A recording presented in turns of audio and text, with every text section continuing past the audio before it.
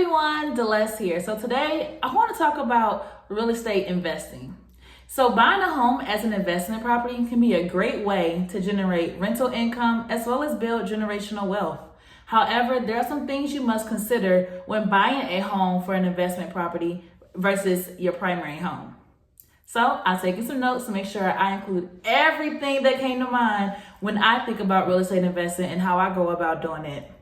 So the number one thing you should do is to research the market. Look at your local real estate market to find out what types of properties are in demand. You also want to see how much are they going for versus how much your mortgage payments would actually be a month. Look at the property's location. So when you look at properties in very strong areas, you want to consider the school systems, how close it is to the city, how close is it to the train line if that's what your city has, or the bus route. You want to make sure that when someone moves into this home, they have everything they need very, very closely, because people typically do not like driving more than 10 to 15 minutes to get to the grocery store. The third thing you want to determine, like I mentioned before, was determine the cash flow. So before you make an offer, you want to calculate your property's potential rental income, as well as any costs associated with owning and maintaining the property. So that would include your insurance every month that you have to pay on the property, your HOA, your mortgage payment, anything that you pay for that rental income, for that rental property should be included in this sheet. Some of the things that I put on my sheet for my Airbnb is cable, Wi-Fi, all the utilities. Like, you have to include all of that so you can make sure that your home will flow a positive cash flow, will generate a positive cash flow.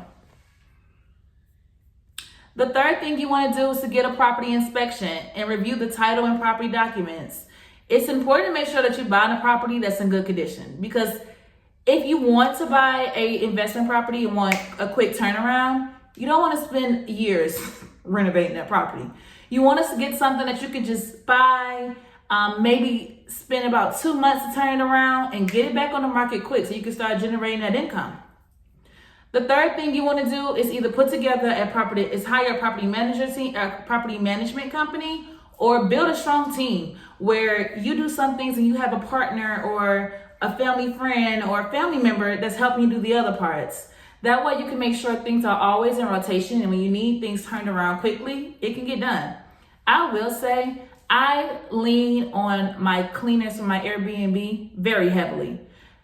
They are out of this world. Like, those are my right hands, because they make sure my property is clean. They make sure my linens are clean. They're folded. They're rolled up very nicely. The towels are all very nicely. And they keep me on track when they go to the home to do these cleanings. They'll let me know, like, hey, you ran out of paper towel. Hey, you ran out of hand soap. But these are things that it's a very small task of them to do, to just send me a text, let me know. But it has a great impact on me, because it just keeps me on track and making me up to date, or making me aware of what's going on at my property and what I need to tend to. My team is awesome. I love them. If you're in the Charlotte area, I would tag them in this link. I would tag them in my comment section. The next thing you want to do is consider the tax implications. So when you're on an investment property, it can have a significant tax implication. So be sure that you consult with your tax professional to understand how owning an investment property will affect your taxes. And the last thing I want to say is to get insurance.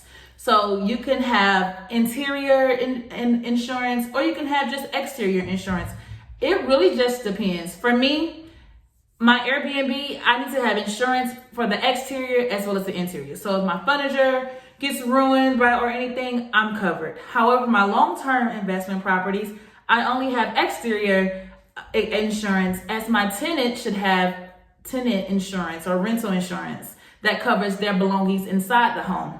So these are just a few things to consider if you want to get an investment property. I say you should. And if you're in the Charlotte area and looking for one, contact me so we can go find you one. I'm your girl, DaLes here. Thank you for listening.